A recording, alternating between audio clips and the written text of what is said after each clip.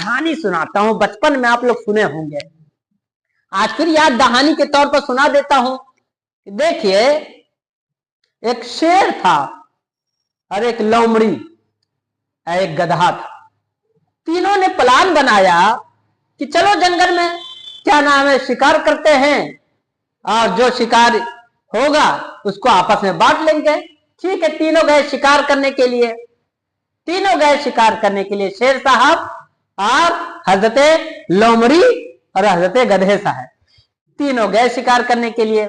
शिकार किए, हिरन का शिकार किया और भी कई जानवर किए। शेर ने गधे से कहा कि चलो हिस्सा लगाओ।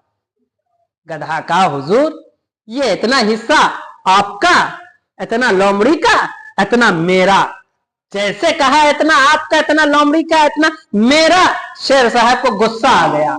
शेर साहब ने तुरंत अपने पंजे से जनाब को फाड़ के रख दिया, गधे को फाड़ दिया और कहा मेरे रहते हुए तू हिस्सेदार बनेगा, तो अपना हिस्सा भी लेता है।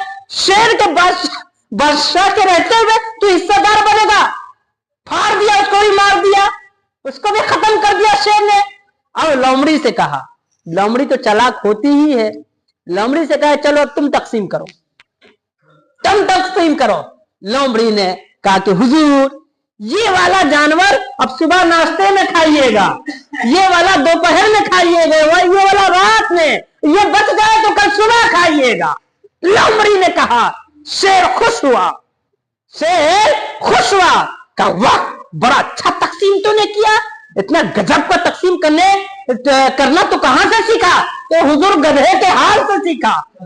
कहां से सीखा? गधे के हाल को जो अभी हमने देखा उसी के हाल से मैंने ये तकसीम सीखा। अल्लाह अकबर। अल्लाह ने कुरान में फिरौन का भी जिक्र किया, शद्दाद का भी जिक्र किया, नमरूद का भी जिक्र किया, और उनको किस तरीके से बर्बाद किया ये भी जिक्र किया, ताकि उम्मत मुस्तफा इनके हाल से सबक हासिल कर ले, ताकि उम्मत मुस्तफा इनके हाल को देखकर अपना हाल दुरुस्त कर ले।